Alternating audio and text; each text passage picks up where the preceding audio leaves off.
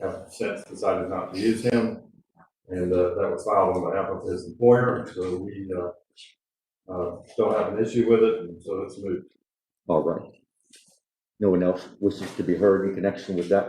No, sir. All right. That motion is rendered moot.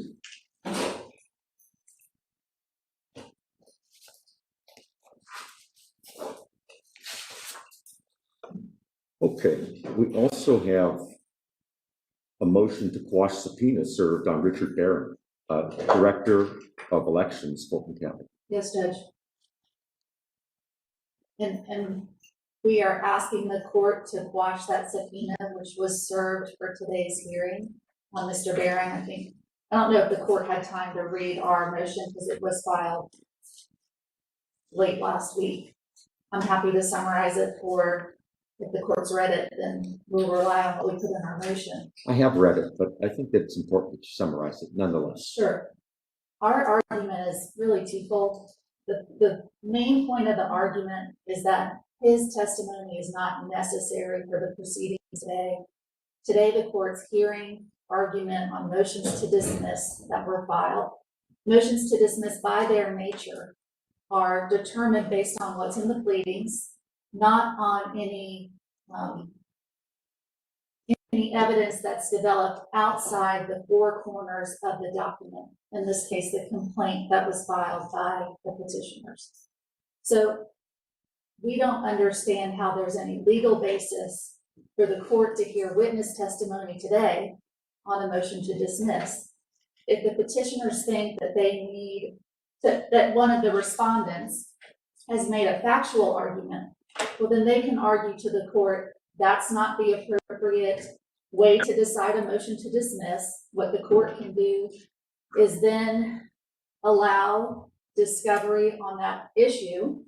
And it essentially, I think the case law says it essentially turns it into a motion for summary judgment when the court is considering evidence outside the document itself. Second, it will work an extreme hardship on Mr. Barron to appear at the proceedings today. He had prearranged, prepaid for significant travel plans out of the state and San Diego and Hawaii. correct, that had been made long in advance before the court set this hearing, and for sure before he ever got a subpoena from the petitioners.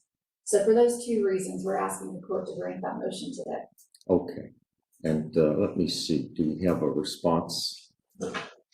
Your Honor, Bob Cheagley. I believe this particular subpoena requiring Mr. Barron to attend today also will be rendered moot based upon the court's consideration of the motion to dismiss that was filed on behalf of the Board of Registration and Elections. We believe that under the amendment to the Georgia Constitution waiving sovereign immunity, that the proper party in this case is not the Board of Registration and Elections, but instead would be Fulton County itself, and we're prepared, subject to the court hearing argument, on the motion to dismiss filed by Fulton County first, subject to the court's determination on that motion. We would voluntarily agree to dismiss the Board of Registration and Elections and the clerk of court. So we believe that the subpoena requiring Mr. Barron to attend today in that situation will be rendered moot once the court hears argument, our argument in opposition to Fulton County's motion to dismiss. All right, well, thank you. And let me see, I believe that I was remiss in not attending to this side of the courtroom issue, and I apologize for that. We also have Mr. Harding, who's here. Mr. Harding, can you please indicate who you represent? And Mr. Koontz. Yes, sir. We represent Mr. Favorito, Mr. Chopin, Mr. Terrace, Mr. Drain, Ms. Doran, Mr. Peck, and Ms. Taylor, Your Honor. And do the two of you wish to be heard in connection with this motion to quash? No, sir. And you disagree with anything that we have done so far in terms of handling the housekeeping matters? No, sir. All right, thank you both. Thank you. All right, I'm going to go ahead and grant the motion to quash, Thank you. and it appears to be with the consent, but it seems to come with some sort of stipulations or conditions, but I'm going to find that it's proper to grant it even without those. Thank you. Let's see. We also have a motion. We have petitioners. Let's see.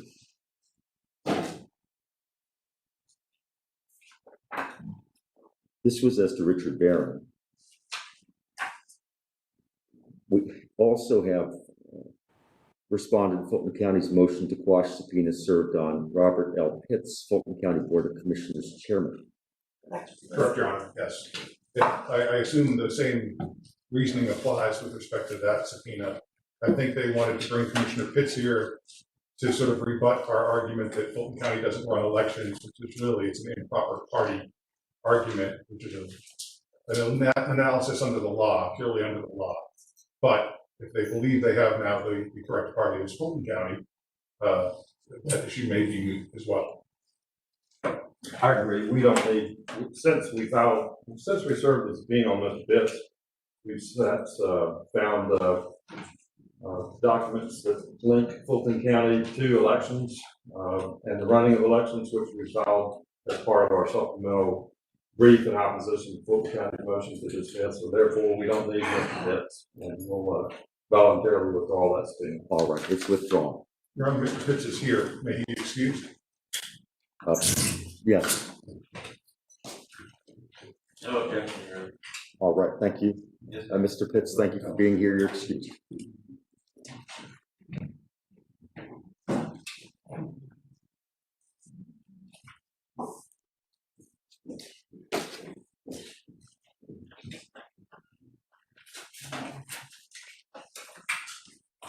I believe those are the only motions to quash that need to be heard by the court.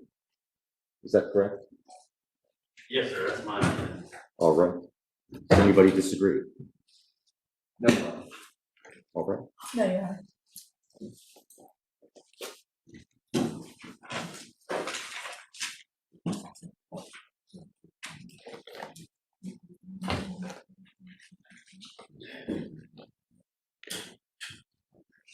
I want to shift now to the motions to dismiss, which I suspect will be lengthy in their presentation. But before I do that, I want to be sure that all of the last minute filings have been received by all of the parties. And I have received some copies that I'm not sure have been filed because they were just received here this morning. I want to make sure that we don't have any confusion in that regard. So let me just touch base with everybody about some of the filings that I see that don't bear file stamps. And, you know, there's sometimes a little bit of a delay between the time that they are submitted to the clerk and e-filed. And it's sort of a natural process, but nevertheless, we have to make sure that everybody's reading from the same sheet of music, so to speak. So let me start with this pleading, which is petitioners Jeffords and Sotier's opposition to respondent Fulton County untimely motion to dismiss. Has everybody received that? Is there anyone who has not received it? We have petitioner's second amended petition for declaratory and injunctive relief. Is there anyone who has not received that document? If so, please raise your hand. We have petitioner's motion to change venue for audit. If you have not received that document, please let me know, and I'll make a copy for you. There's also a proposed order granting petitioner Caroline Jeffords and Robin Sator's motion for review, inspect, and analysis of ballots and other documents. Has everybody received a copy of that? If not, please let me know. I'm sorry, could you read the title one more time? Yes, it's proposed order granting Oh. petitioners Caroline Jeffords and Robin Sator's motion, review, comma, inspect, and analysis of ballots and other documents. Yes, we got it. All right. Next, we have petitioner Jeffords and Sator's motion to substitute. Has everybody received that? Has anyone not received it? All right, no hands. Next, we have petitioners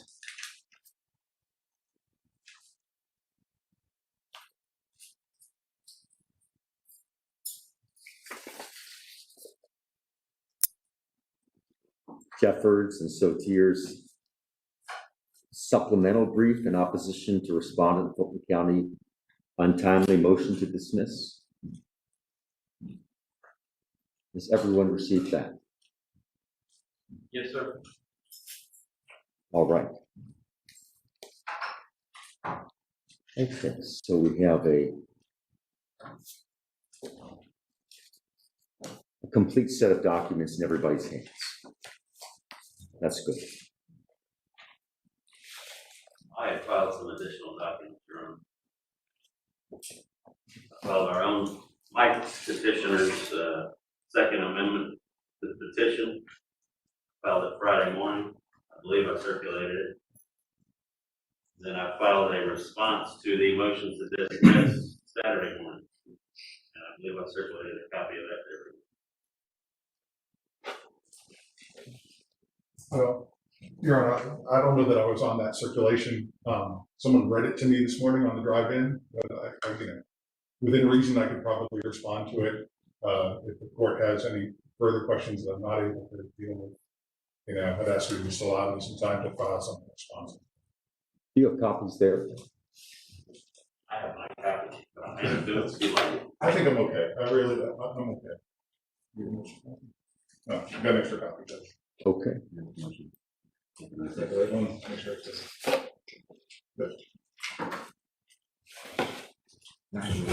Let me make sure I have it.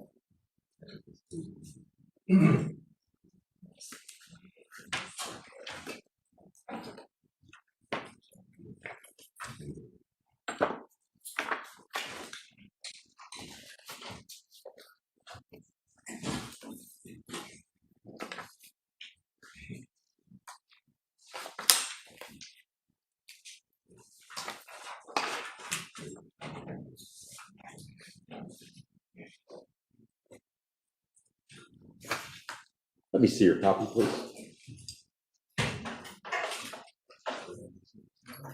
I think it's one. Just come right around here.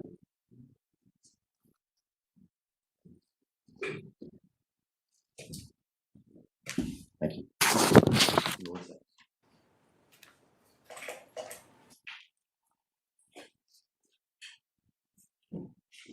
No, I have not seen these.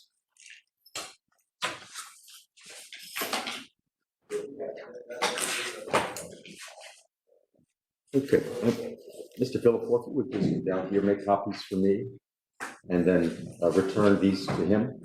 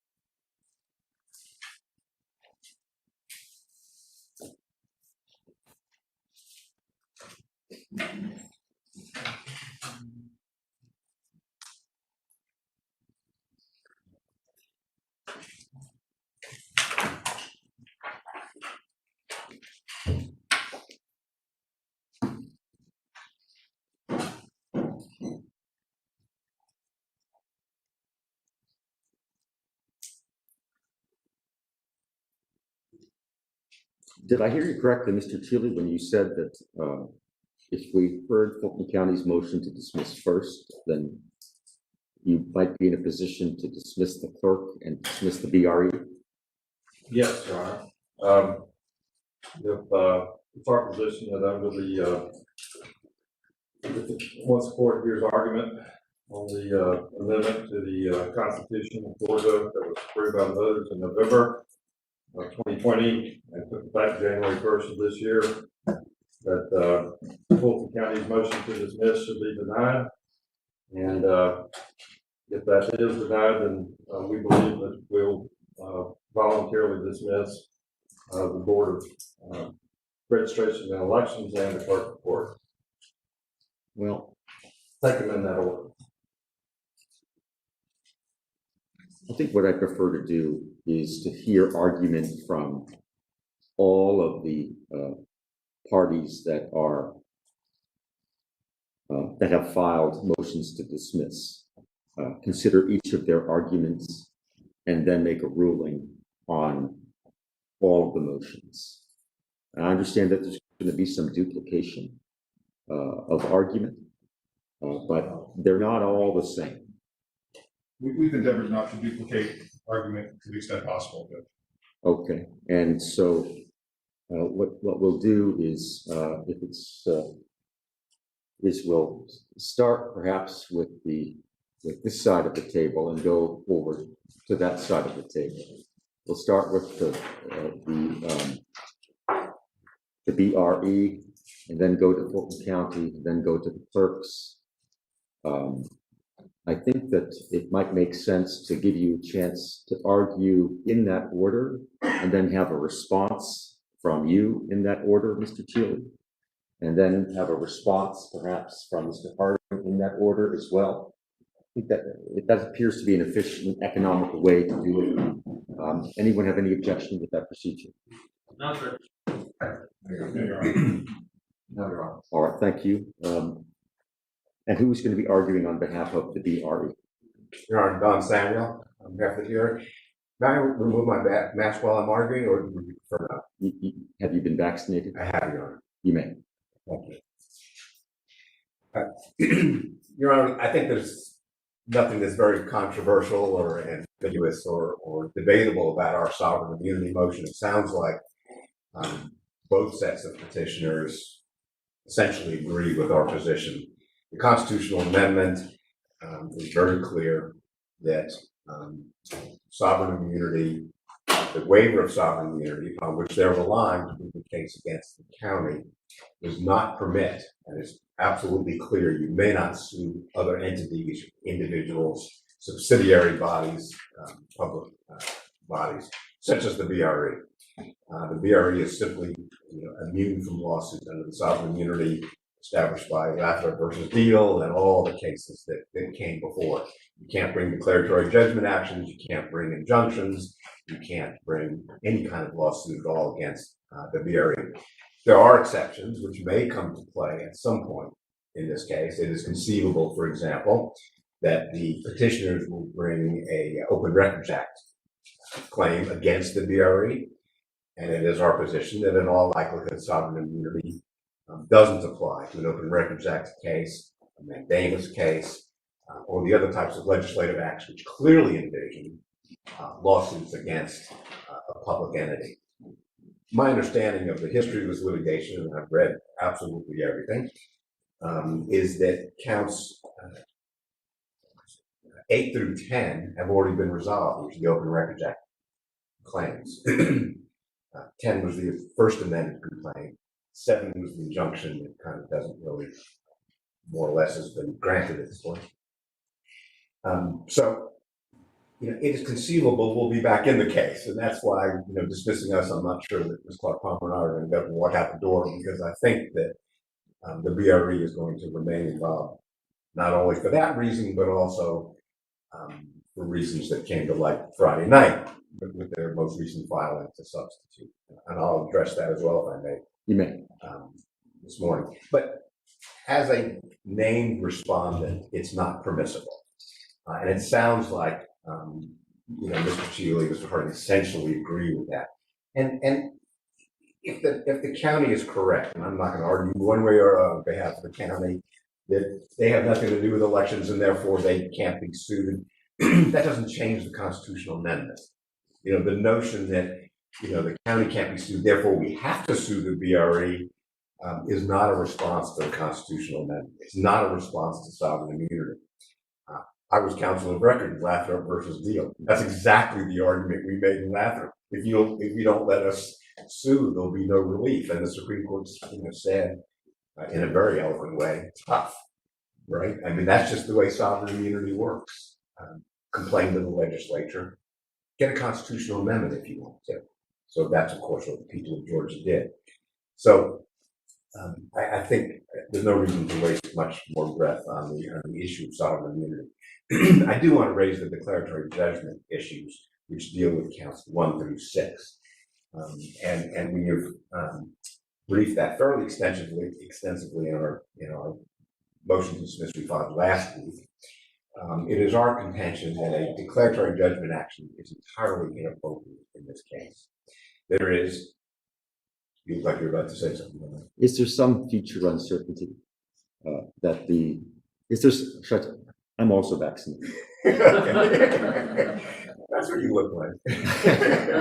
Is there some future uncertainty in this case that's being alleged by the petitioners in the four corners of the complaint and amended complaints that would make the declaratory judgment an appropriate vehicle? Up until Friday night, I'd say that's not even a close question. Up until Friday night, there was nothing alleged about the future. The essence of a declaratory judgment action is that you and I are in the midst of a dispute about the current state of affairs, right? Not about what happened last November, not about what happened last January, but today we are engaged in a dispute about our current relationship, whether it's contractual, whether it's typically an insurance company refuses to provide coverage, or whether it's statutory, the constitutionality of a statute. And a doctor says, I want to perform this operation, but there's a statute that says I can't. So there's a current controversy. And when I say that, I'm not saying that we are controversial or antagonistic about some past event. Okay? Whether there was anything that happened inappropriately in November is not the subject of a declaratory judgment action, because there's no current controversy. There's no controversy today about our relationship, even if something inappropriate happened 3 months ago. So that's the essence of a declaratory judgment action. Part one is the current controversy. Part two is that it needs to be resolved in order to resolve our current controversy. That's why insurance companies sue people for declaratory judgment action, so they don't have to provide coverage in the future. That's why plaintiffs sue the Secretary of State or the governor or the Attorney General, because there's a statute that prohibits future conduct. Uncertainty is not a basis. The uncertainty about what happened 3 months ago is not a basis. And uncertainty about whether I'm going to have equal protection rights is not a basis, or due process. Listen, I don't mean this facetiously. We'll stipulate. We will stipulate. We will not violate your due process rights in the future. We will not violate your equal protection rights in the future. We will not do anything criminal in the future. The court knows you can't grant an injunction that says you will not commit a crime. There's already a law that says you shall not commit a crime. So this, up until Friday, there was not a word in the complaint about the future. Not one word. It was all looking back about what happened in November. And in fact, if you look at the prayer for relief today, even after Friday night, and I'll explain to you why I keep referencing Friday night, even if you look at the prayer for relief, it still says, declare that what happened in November was illegal. Declare that what happened in November violated the petitioner's due process rights. Declare that what happened in November violated the petitioner's equal protection rights. With all due respect, you can't do that. Not in a declaratory judgment action. You can do an election contest. You can do, conceivably there'd be a 1983 action in federal court. There could be all kinds of things, but not a declaratory judgment action. So what happened Friday night? What happened Friday night was that the petitioners in the jury box, the group of 7, purported to amend the complaint and said they were uncertain about their future rights. Well, that's not a declaratory judgment, because the declaratory judgment has to resolve the nature of our relationship. Okay, whether it's the BRE and frankly the county or the members of the BRE now they seek to bring in, there's nothing about our relationship that needs to be resolved. What they're really saying to you in absolutely plain English, and I seriously doubt they will contest it, is you're not allowed to violate our rights in the future. That's what they're saying. Their amended complaint says you shall not stuff the ballot box in the future. You shall not fail to count our votes in the future. That's not a declaratory judgment action. A declaratory judgment action under the official code is to resolve today's controversy so that in the future we know what our relationship is. There's no relationship between the group of 7 petitioners. And if you're going to grant this motion to add parties, the 7 members, the 5 members of the BRE, there's nothing about their relationship that needs to be clarified. There's no legal decision you need to make that says the 5 members' relationship to the group of 7 is as follows. And their protestation today that they are uncertain about their rights in the future, the Constitution applies to them. We'll stipulate. They have a right to due process. They have a right to equal protection. They have a right to every right that's conferred upon them by the United States and Georgia constitutions. There's nothing for you to resolve in this. And they still haven't amended the prayer for relief. Everything in the prayer for relief says, we want a declaration about what happened in November. So we believe that the counts 1 through 6 need to be dismissed as to the BRE, presumably the county as well, because there is no existing controversy. And there's certainly no controversy that needs to be resolved in the future that resolves the existing controversy. Is there a difference between OCGA 9-4-1A and B? And what is that difference? And is it material? I don't have the code in front of me, I'm sorry. Here, I'm happy to provide it.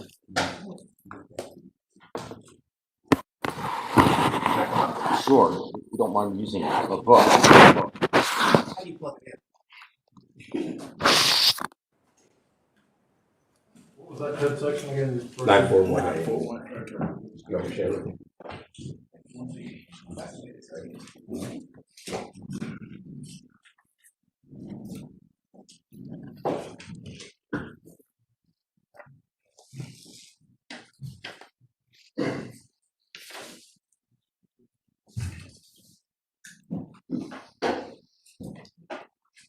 All right, I'm looking at B.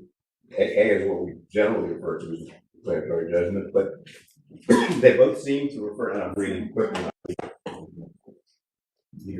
They both deal with an existing controversy, not about the past, not about what happened in November. If anybody on our side of it, not including the jury box, our side meeting here, were to say it's perfectly okay to stuff a ballot box, then you would have a declaratory judgment action that's viable. If anybody on our side said, oh, a few votes here and there, who cares? You know, we just don't bother counting them after 10 o'clock at night. If anybody were to say, we think that's okay, you would have a viable declaratory judgment action because that needs to be resolved. But to say that it happened 4 months ago, 5 months ago, 6 months ago, 10 years ago, under their theory, there's no statute of limitations under the declaratory judgment action because it's always a current controversy. That's why there is no statute of limitations for declaratory judgment. It's because of the currentness, it's because it's contemporaneous is the problem. So it is our contention that declaratory judgment action counts 1 through 6 as pled need to be dismissed, and the amended complaint needs to be dismissed, the second amended complaint. If I can just make 1 or 2 more quick points. Take your time. I don't want to take up too much of your time. And this is clearly housekeeping. On Friday and Saturday, we got 2 second amended complaints. They are different, which is okay because there's two different groups, but I'm not quite sure what is the complaint we're responding to anymore. We got two counts 109, two paragraphs 109, two paragraphs 110, have nothing to do with each other anymore. At some point, we need to clean this up and have either a second or a third, let the two of them decide who's the second, who gets the odd number amended, who gets the even number. Because I can't even refer back to you now which paragraphs we're complaining about. You can refer to the pleading itself and how they've styled it. Well, they're both second amended petitions, but it's the group of 7 that has amended it to deal with the declaratory judgment action. And they have some paragraphs. In my notes, I had it paragraphs 83, 84, kind of in that range. And what they say is that what I've been saying, which is that they claim they're uncertain about their fundamental rights to have their votes counted. Well, that's not true, in all honesty. They really are uncertain about their rights. We can tell them their rights. You can tell them their rights in court. They have rights. They have due process rights, equal protection rights. They have every right conferred upon American citizens to vote. That is not a question in this case. Nobody's ever questioned the Constitution protects the right to vote. What they're contesting is that their rights were violated. And for that, we need to make a factual inquiry into what happened last November. And that is not what is the proper subject of a declaratory judgment action. And finally, I want to raise one more point, which deals with what is really the essence of what this litigation is, which is the right of the petitioners or their experts or their witnesses to look at the ballots. And to that extent, I'm not sure everybody on this side of the table, this side of the courtroom, is 100% at court. The BRE, my clients, recognize that the legislature has conferred upon the petitioners the right to look at the ballots, the scanned ballots. And I've read your orders, which seem to suggest that they can get a better scan, a scan that provides higher resolution. Frankly, I haven't lost any sleep about that, I'll be honest with you. The county may disagree with me, and so that's why we're two different parties. I recognize that under Section 500, the court has the authority, under some standard that nobody seems to agree about, to unseal ballots and to let them look at them. I haven't lost any sleep about that either, to be honest with you. I'm not sure it's correct. I'm not sure it's a viable thing to do in this situation. But the BRE has not, my clients have not taken a position on that as of now. The county has. I think it's unbelievably important to do what we were going to do on May 28th. And the notion that we filed all these motions to stop that is absolutely wrong. And I'm not blaming the court or the petitioners as much as the social media and the world out there that we can't really ignore. Everybody thinks we filed motions, to stop the audit or to stop the count. That's not what we did. We filed motions because we were never served. We filed motions because of the sovereign immunity clause, and we filed motions because of the impropriety of a declaratory judgment action. But we have never said to you, and we've never said to the court, and we've never said to the petitioners, you have no right to look at these ballots. What we were going to do on May 28th, I think is important and needs to be done, which is to set up a protocol which protects the ballots, protects everybody's rights, and doesn't turn into a circus like occurs elsewhere. And I know that's why the court wanted to meet on May 28th, so we agree with that. And I know I said one more point, but when a lawyer says that, he never means it.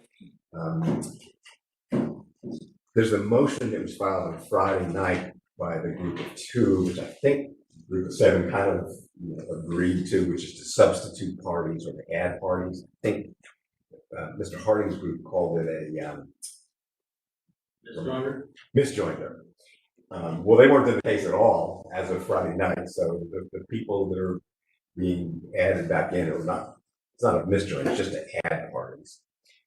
And Mr. Cheeley's motion says to substitute, but it's not really a substitute, because even though the caption says substitute, the body of it says add. Those are actually 2 different sections of the code. We oppose that. But I'm a little, I oppose it on behalf of the BRE, which may not be in this case anymore. So it's a little dicey. We also, I believe that Seems like the folks who would be in opposition to it are potentially the ones that are added. Oh, yes, okay, I'm sorry, I missed the last word. Of course, that's the problem. And I originally had actually written a brief that said you have to give them a right to be heard about whether they should be added. But then I realized they don't really have a voice until after they're added. They would file a motion to dismiss. Exactly. So the question is, do you want to, go home for a week and come back here next week, or should we address some of those issues now? And I'm going to do it, I promise, incredibly briefly. I believe the same arguments we're making about declaratory judgment actions using the BRE apply to the added parties. And the added parties, of course, are the 5 current members of the BRE, 4 of whom have already been served in the original case, because we're kind of like a tennis game. We're going back and forth here. We can't quite. Well, the question I have, is it just to add them? If it looks like the, for instance, the declaratory judgment statute doesn't provide these folks with a remedy. And so I'm going to give you a little bit of latitude there. Yeah, well, I think that's exactly the problem. I think that, well, a couple things just so I don't forget. First of all, Alex Wan is one of the new added parties. He wasn't in the case before, so he's never been served. He wasn't even on the board last November, right? I mean, he came on in February, March, something like that is when he was appointed. He's the chairman of the board. He wasn't even there back in November, for what it's worth. Everything I said about declaratory judgment action, the impropriety of a declaratory judgment action against the BRE applies doubly on steroids when you talk about individuals in their individual capacity, right? I'm not going to name the 4 people here, but the 4 members other than Alex Wan who were there in November, there's no controversy between the petitioners and these people individually. These people I'm referring to the 7 petitioners or the 2 petitioners. They have no controversy with these people individually.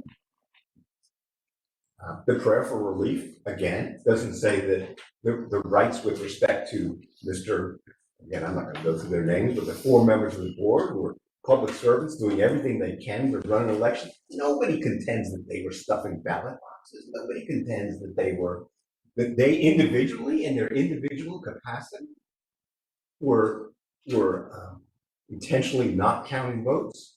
These are unpaid public servants who serve on this board, who are trying to keep up with the COVID last year and keep up with the chaos, and the Secretary of State says we're going to have absentee ballots for everybody, and suddenly they're just swamped.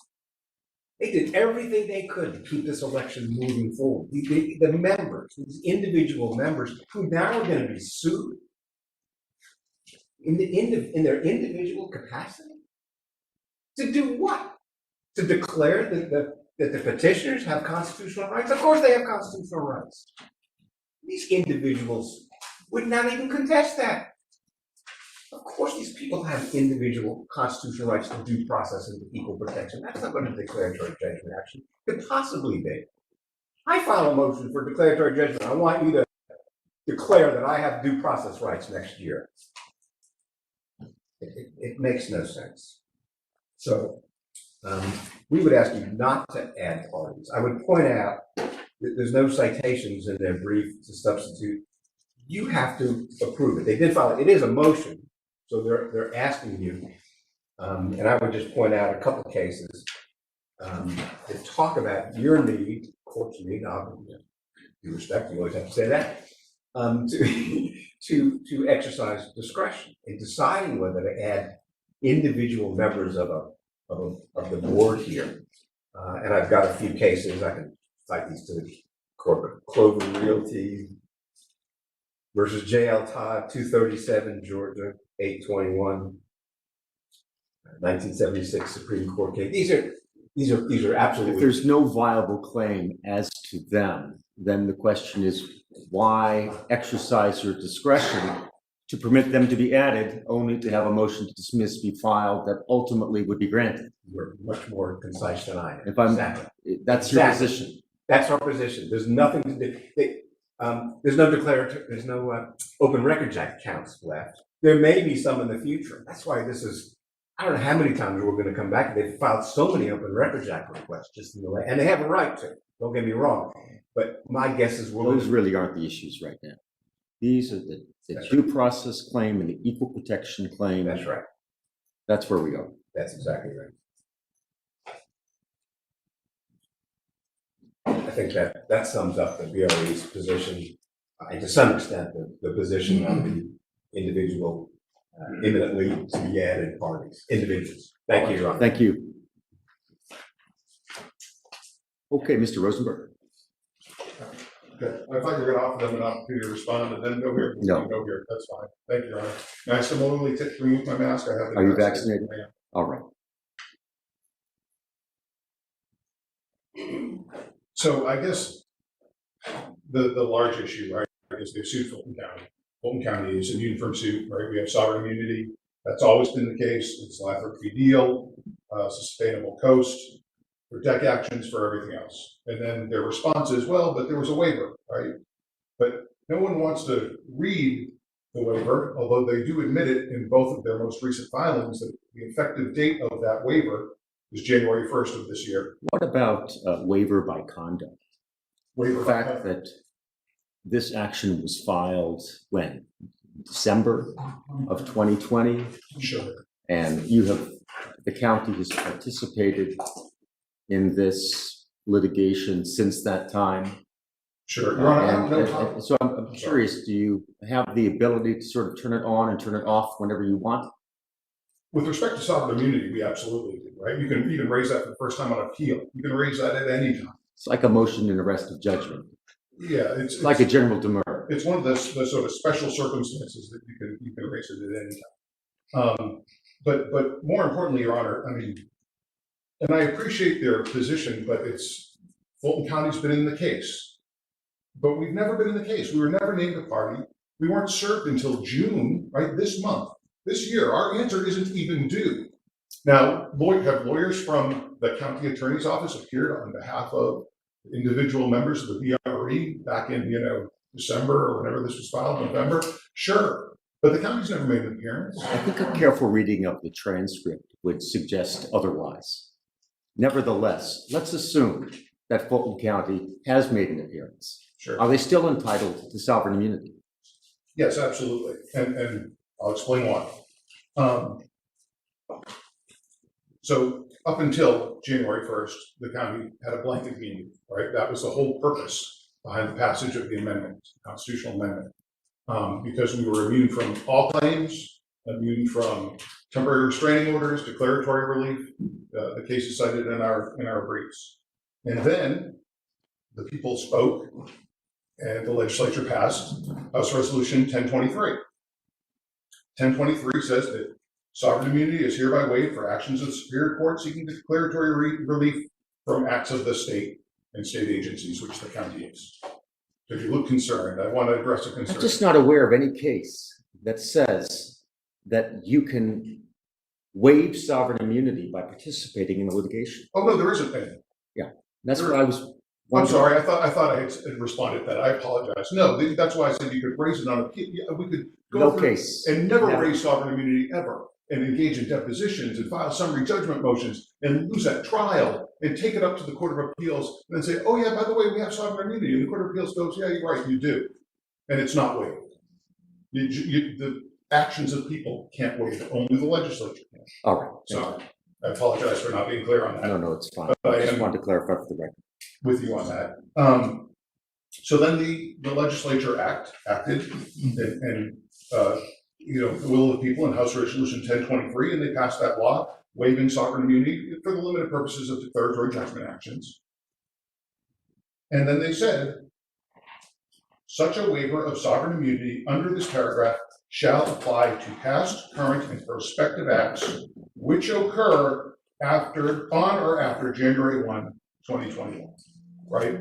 If you take the petitioner's reading and say, oh, sovereign immunity's been waived, you write that provision out of the statute, right? You write that provision out of the statute, because what they are complaining about is all conduct that happened during the November election. There's nothing that has happened or happened after January 1 that these petitioners are complaining about, such that there's a waiver.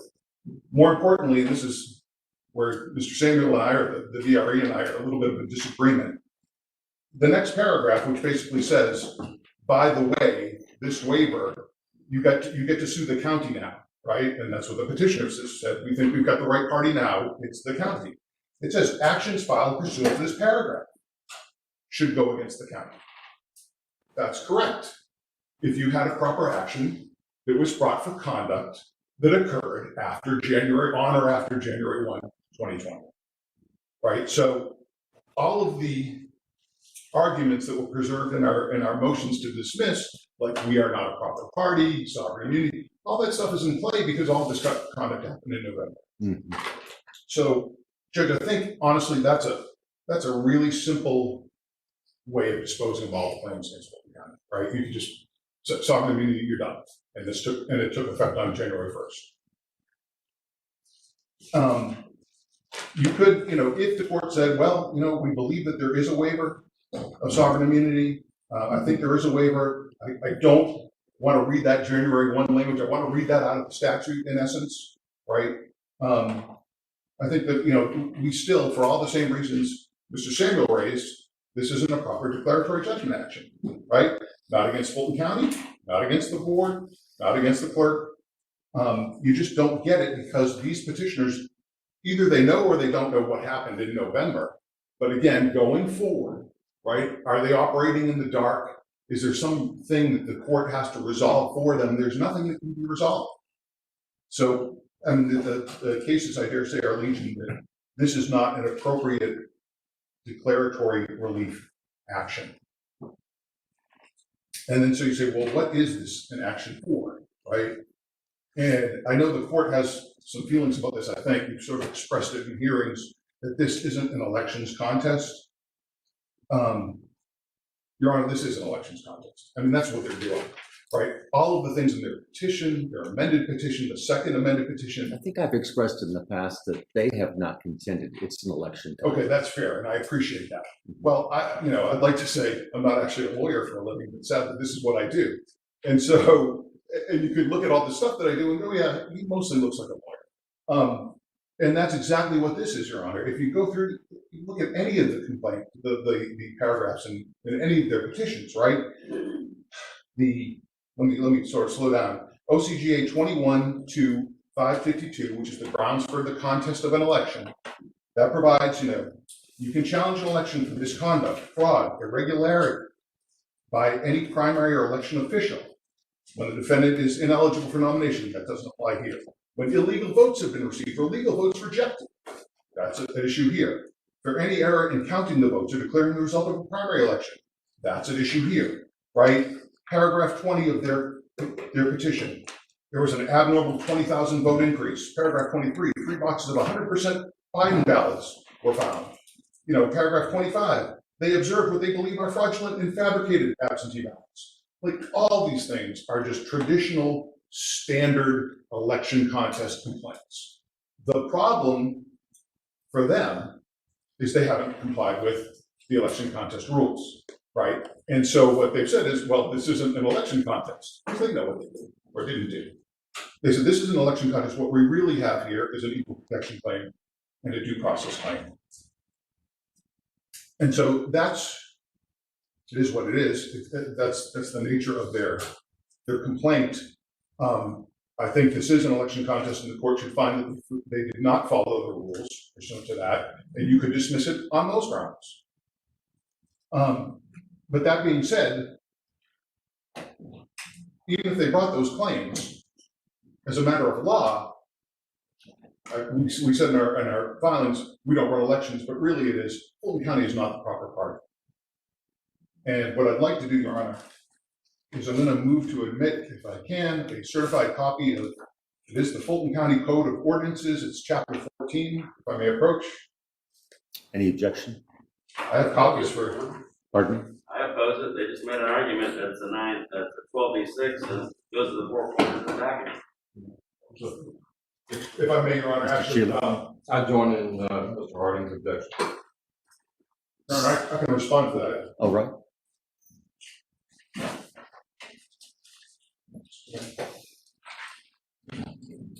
Excuse me. Sorry, a little tight over here. Your Honor, if I may bring the court a copy of this? Not yet. You want to wait? Okay. You were going to mark it? Williams versus DeKalb County, which is an ordinance attached to the pleadings, does not turn a motion to dismiss into a summary judgment motion. Essentially, a certified copy of the local ordinance is self-authenticating. The court can take judicial notice of it. And if it is incorporated into the pleadings, which is what I would ask the court to do, you don't have to turn a motion to dismiss into a summary judgment motion. And so our first response was, let me say this, Your Honor, Please continue. I'm just thinking. yeah, that's fine. Again, the Williams versus DeKalb County case, that was the trial court, the court held, the trial court was authorized to consider ordinances attached as exhibits to pleadings on a motion for judgment on the pleadings, and in doing so, did not convert the motion to dismiss into a motion for summary judgment.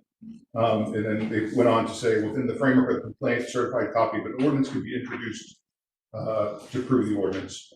But, so that's what I'm asking. I mean, really, Your Honor, you could convert it to a summary judgment motion, but you don't have to. There's no need to do that, because this is a matter of, local ordinance are acts of the General Assembly that apply uniquely to Fulton County. That's what this is. Self-authenticating. All right. Any closing on the objections? Yes, sir. Well, first of all, this isn't a judgment on the pleadings. This is a motion to dismiss. Relying on things outside of the pleading converts it to a summary judgment. We talked about that earlier.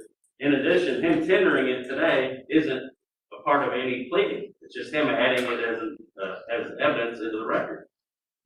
They haven't filed an answer, they haven't attached it to a pleading, so I think it's inappropriate. Mr. Chile. I would agree with Mr. Harding's position. I'm sustaining the objection. Please. We'll just attach it to our answer at that time, Your Honor. All right. But regardless, Your Honor, whether you consider that or not, the argument is still the same. If you look at OCGA 21-240, well, I take that back. That's I apologize, Your Honor. That's I'm still sort of trying to read from the ordinance which you would not accept. Take your time. That's okay.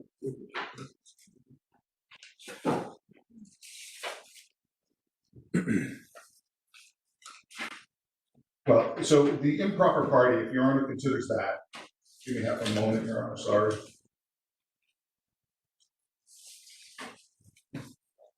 All right.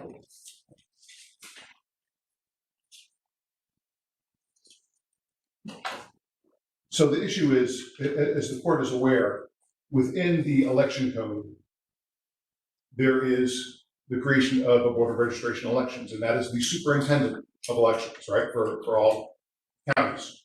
The superintendent of elections is named as the defendant in election contests, right? They call it the defendant.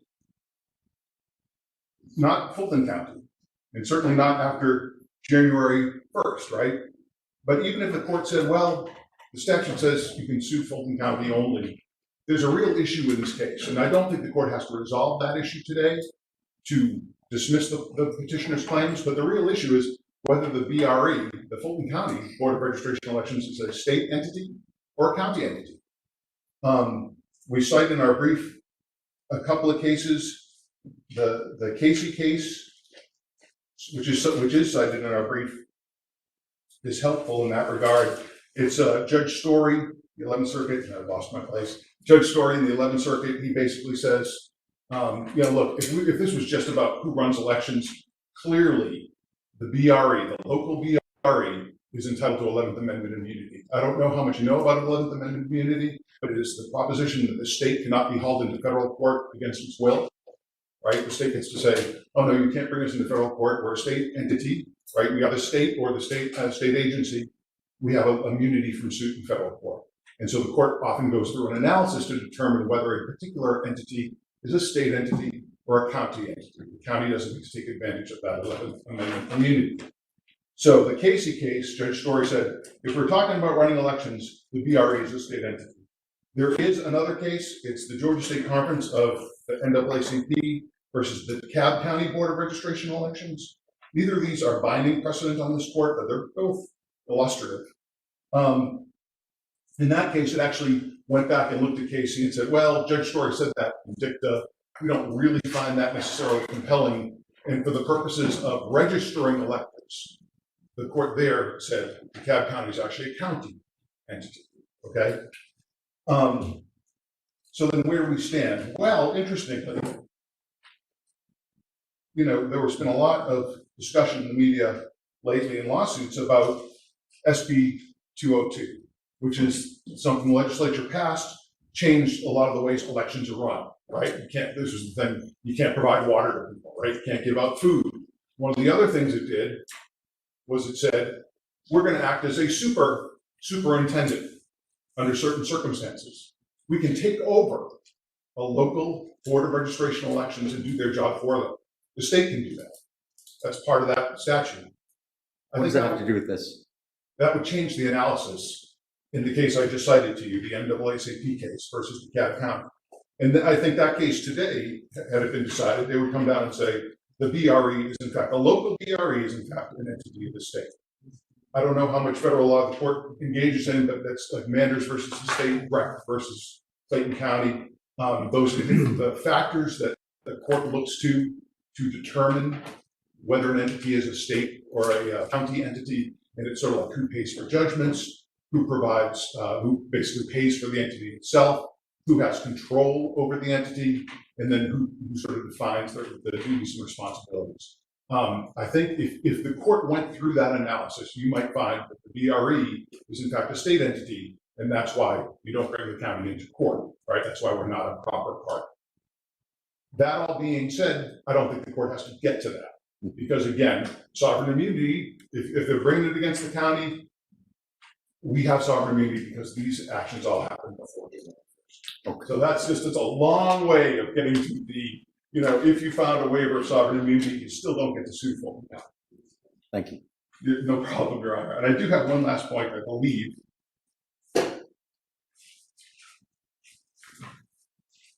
Yeah, and that is essentially the standing argument. The standing argument, it's well briefed in our briefs, and it is that they don't have a particularized form. It's really that simple. Even if you looked at the filing, I want to say it was Friday, it could have been Saturday. You know, the things they're complaining about, oh, there's a happy faces contract. You know, people are, you know, they aren't good or whatever. And there's, what else did they say? I mean, they said a lot of things that frankly, the point is anyone can bring those claims. We don't need these two. We don't need these 7. It could be anyone out here who voted in Fulton County. It could be anybody who voted in Fulton County. They're all in the nature of the same generalized grievances about the election. And if you have a generalized grievance, that's great or unfortunate, but you don't get to have standing for that generalized grievance. And that's the nature of all their claims. And so they don't have standing to bring. Thank you, Your Honor. That's all that I have. Oh, thank you, Mr. Rosenberg. Appreciate your argument. Ms. Burwell? Good morning, Your Honor. I too am vaccinated, so I'll take off my mask. Your Honor, it's clear the court has been working with this case for quite some time now, and you've seen the complaint and the amendments to the complaint. And the one thing that is very clear is that there is absolutely no allegation factually against the Clerk of Superior Court, and there are no claims raised against the Clerk of Superior Court. And their complaint is, including all of its amendments, is over 200 paragraphs, and nowhere in any of those 200 paragraphs is the Clerk of Superior Court mentioned. And that's because the Clerk of Superior Court is not a proper party to this action. All of their allegations surround processing of ballots. And as the court knows from looking at the election code, the clerk didn't have anything to do with the processing of ballots. The clerk only has one role, and that's to hold the ballots. And so, because there is absolutely no claim against the clerk, she ought to be dismissed, because again, she's not a proper party. And I just wanted to talk a little bit about one of the issues raised by Mr. Rosenberg, which was the fact that this is an election contest.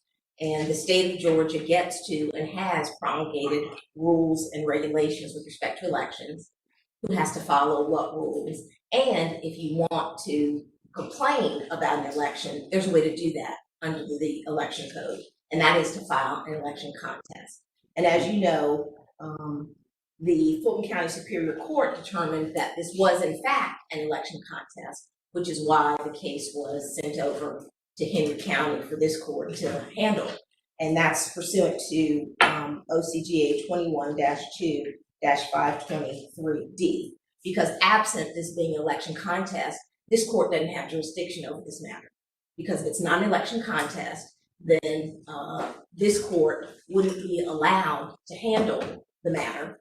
And it only handles the matter as a result of this order saying that it's an election contest. And so the court needs to look at the state election board rules and the rules promulgated by the General Assembly. And, you know, one of those rules is that in an election contest, it has to be filed within a certain period of time.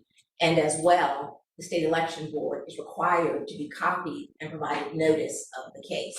And the cases are very clear that the reason for that is because the state has the rules and the state has an interest in making sure that all the rules are followed. And that's why the state election board is required to be copied so that they have the opportunity to intervene, because we're talking about the state's rules and regulations with respect to elections. And that's something that didn't happen here. And that's something that is fatal to these petitioners' claim, the failure to follow Georgia law with respect to following the election contest, the rules there, and providing notice to the state election board.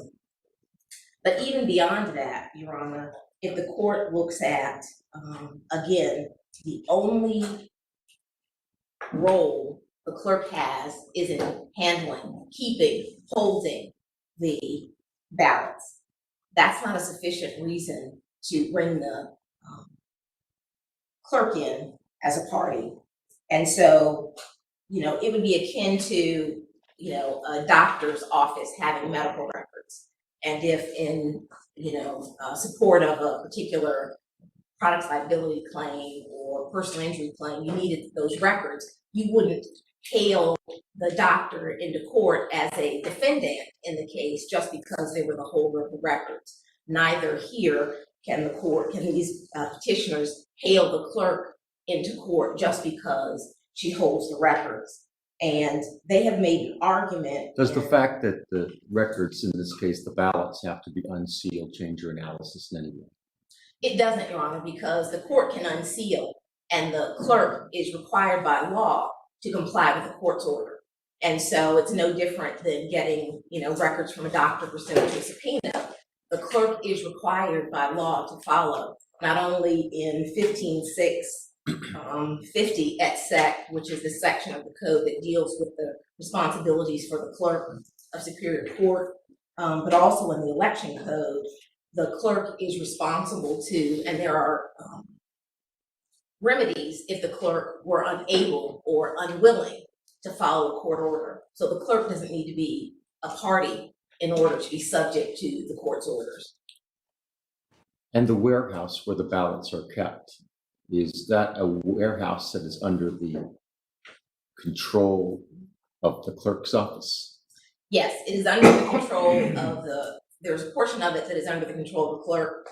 There's a portion that is under the control of the BRE. There's a portion that's under the control of the sheriff. So the fact that the ballots are located in a warehouse that is controlled by the clerk's office doesn't change the analysis? No, it doesn't, because she's still subject to the court's order. Not, even if she's not a party, she is still subject to the court's order. And the fact that if there is to be some work done in connection with an unsealing of the ballots, that would have to occur in the warehouse that's controlled by the clerk. where the ballots are that have been unsealed by the court, then that also doesn't change the analysis. Correct, that doesn't change the analysis. Thank you. The clerk is required to comply with any orders promulgated by this court. The other issue that we raised in our motion has to do with their request for temporary and preliminary injunctive relief. And as the court knows, obey the law types of orders are disfavored. And so the clerk is required by law to keep them under seal and to keep them safe. And so an injunction that says to her, obey the law, isn't necessary and isn't required, because she in fact has responsibilities under the election code as well as under the section of the code with respect to the clerk's duties. And so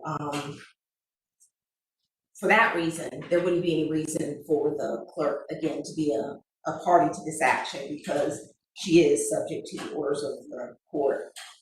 The last issue I wanted to address was the sovereign immunity issue, and Laffer v. Deal is directly on point here. And when they added the clerk, even though, or when they substituted the clerk in, that doesn't change the fact that she's been substituted in. It doesn't change her status in the case.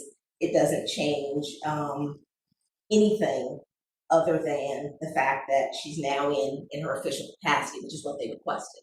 They requested the clerk be added in her official capacity. And again, under Laffer v. Deal, she would be entitled to immunity. And so on that ground alone, she ought to be dismissed from this action. And it's Lathrop, not Lathrop, is that right? I don't know. Okay. Yeah. So we'll stand on the other arguments raised in our brief, Your Honor, and on any arguments raised by the other defendants. All right, thank you, ma'am. Okay, let's start on this side, and then we'll go over to that side. Thank you, Your Honor. Again, Bob Shealy, on behalf of petitioners Caroline Jeffords and Robin Sotier. Your Honor, listening to the arguments made by Fulton County attorney and the county Board of Registration and Elections attorney, you would think that there is no such thing as equal protection or due process under the state or federal constitutions, because their arguments basically say that fiddle-dee-dee, you can't do anything about it, even though we have incredibly important and demonstrated facts that show that equal protection rights and due process rights of our petitioners were violated in the counting or the non-counting of 150 batches of ballots by Fulton County's election workers. It is shocking to hear these arguments in a court of law in the United States of America, where those are the bedrock guarantees of citizens against the abusive power of government. And that's what's on display here today, is Fulton County and the Board of Registrations and Elections, in their arrogance, seek to sweep out this courthouse door onto the sidewalk the rights of our petitioners to know what happened in this last election with respect to their votes. Their votes have been either marginalized or entirely diminished because of the actions of Fulton County's poll workers under the direction of Elections Director Richard Barron. I would point out to Your Honor that the reason that we have a controversy here today is because Richard Barron basically abdicated his leadership last year in the 2020 elections. The Secretary of State threatened to take over Fulton County and run the elections after the primary last year by appointing a 21-member task force to oversee the elections. They appointed a monitor in the person of Carter Jones, who was charged with the responsibility of watching daily everything Fulton did leading up to the November 3rd election and the counting of the ballots. He issued a 29-page report that didn't even become public until last week, when investigative reporter John Solomon of Just the News, the former editor of the Washington Post, got that report from the Secretary of State pursuant to an open records request. They have sat on the information in that report, that 29-page report, which indicts Fulton County Board of Elections and their Fulton County Board of Commissioners oversight of that election, by pointing out such things as he witnessed personally. Carter Jones witnessed the same thing that we saw on the State Farm video. These scanners, these 5 women scanning ballots and batches, were scanning the same sets of ballots multiple times. Same batches. A batch is 100 ballots. If that's not denial of equal protection, I don't know what is. When one person, one vote doesn't matter anymore in this country. And the respondents in this case don't really give a damn whether people's rights to one person and one vote matter anymore. Because they come in here in their arrogance and argue that people don't have a right of redress anymore to the courts for violations of equal protection and due process. What's more, the Board of Registration and Elections in February 16th this year, in a 3-2 vote with 1 Democrat switching over to vote with the 2 Republicans, voted to fire Richard Barron. And to show the control that Fulton County does in fact have over the Board of Registration and Elections and all their employees, all of whom receive paychecks from Fulton County government, the Board of Elections' decision to fire Richard Barron was overruled by a split vote of the Board of Commissioners to keep the same person who allowed 150 batches not to even be turned in to the Secretary of State to certify the vote. According to our expert who testified in this court back on May the 21st, at least 150 of them, 150 batches, that's 15,000 votes, weren't even turned in to the Secretary of State's office as part of the hand recount.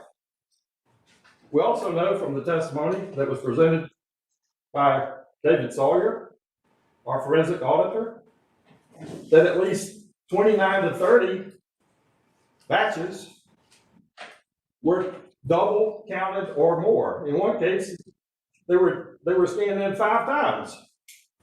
Exact same votes for all 3 candidates for president. That's a statistical impossibility for that to occur.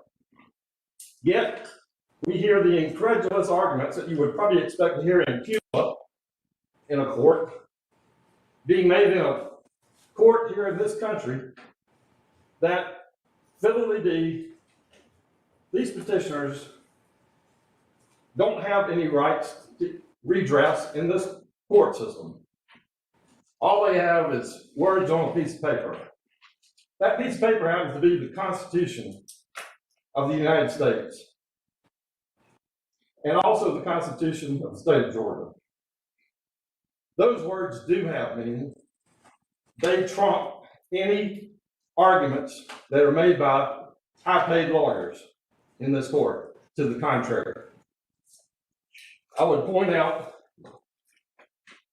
that the voters of this state in November passed by a margin of 75% in favor of an amendment to the Georgia Constitution to remedy the kind of arguments that we've heard here this morning.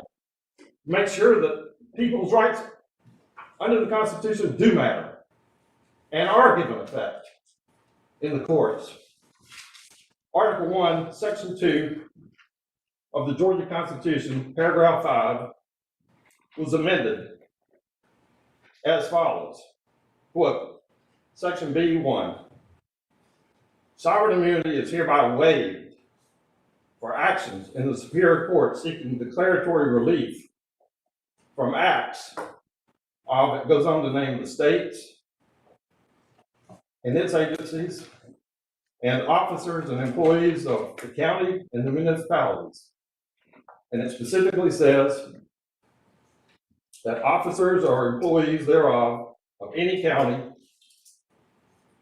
in the state, or officers or employees thereof who, quote, outside the scope of lawful authority or in violation of the laws or the Constitution of this state or the Constitution of the United States, sovereign immunity is waived. We have proof in this record and in our responsive pleadings in opposition to their motions to dismiss that there was unlawful activity. There was unlawful acts at Fulton County on the night of the election. When does this take effect? This took effect, and this is the important language, and it's a misreading, I respectfully submit, by Mr. Rosenberg.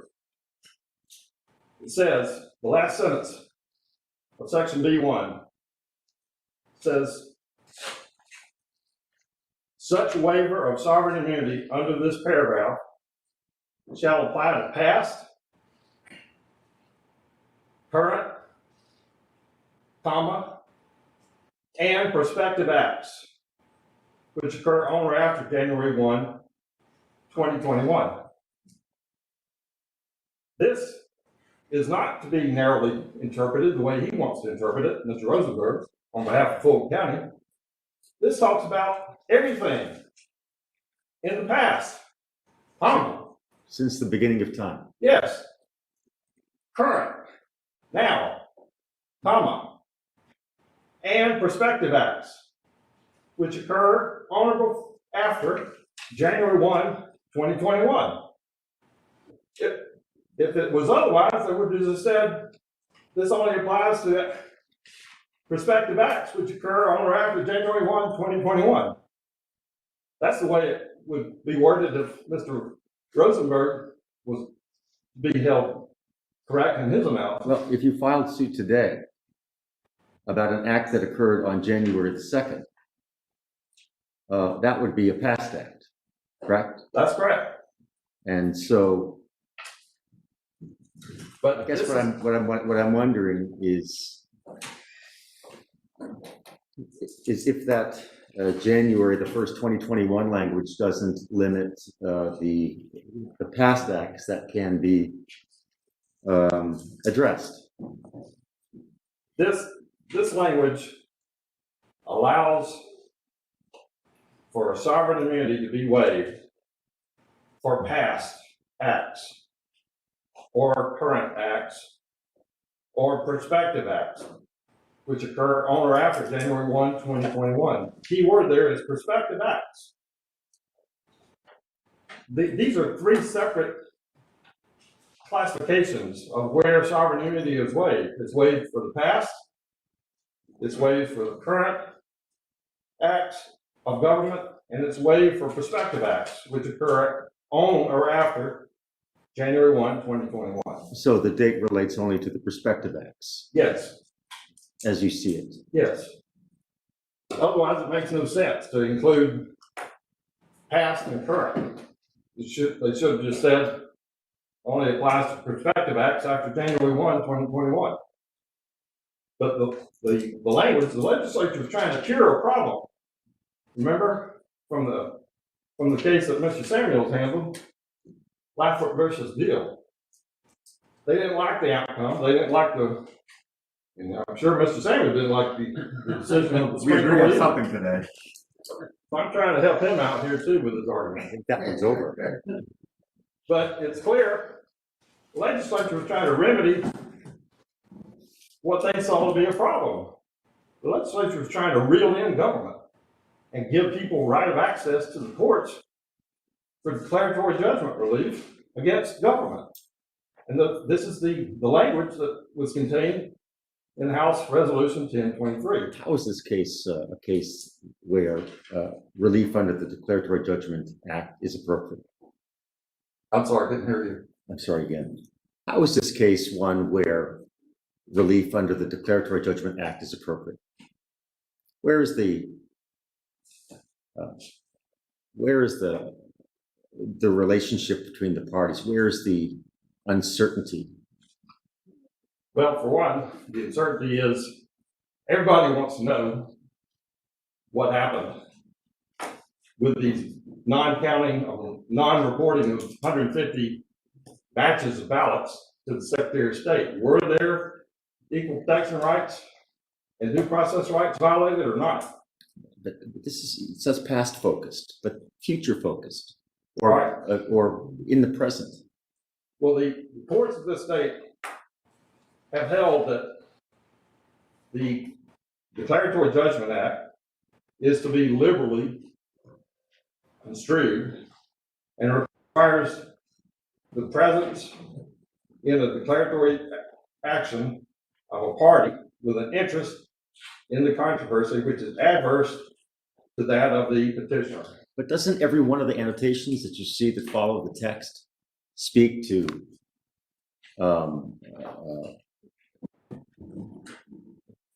future rights, uncertainty between the parties going forward? Well, part of the issue that we have here going forward is the man that presided over this non-reporting of a sizable number of ballots to the Secretary of State in the hand recount, Mr. Barron, is still running the show. And we believe that as long as he's running the show, this same sort of conduct is likely to continue into the future. And the Board of Commissioners has refused to fire him, even though the Board of Registration and Elections Board felt like he needed to go. But he's still there. And he's still going to be running the show when the next election rolls around later this year or next year. And so part of the relief that we intend to seek in this court, Your Honor, after the audit is completed, and I've got an amended complaint ready to file today to this effect, but we're going to ask this court to call the Board of Commissioners, Rob Pitts, chairman, into this courtroom and ask him to explain why, given the outcome of this audit, where all these irregularities have occurred, which indisputably anybody's going to have to agree if 150 batches don't even get reported and 30 batches are counted duplicate times, that's a violation of equal protection and due process rights. We're going to ask this court, I'm going to put him on the stand and ask him, what are you going to do about it? You're going to fire Richard Barron? You're going to keep him?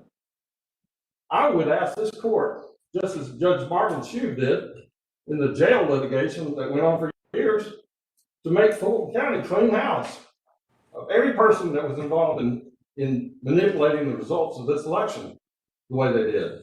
And also, I would ask this court, excuse me, to preside over the next election next year to make sure that whoever they bring in runs this thing properly, and not like it's been done in a third world banana republic this past time.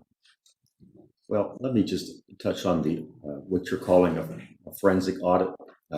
Obviously, I've granted the motion to unseal in the case. I have a more specific question related to what's already occurred. We talk about the count and the recount and the risk limiting audit and the like.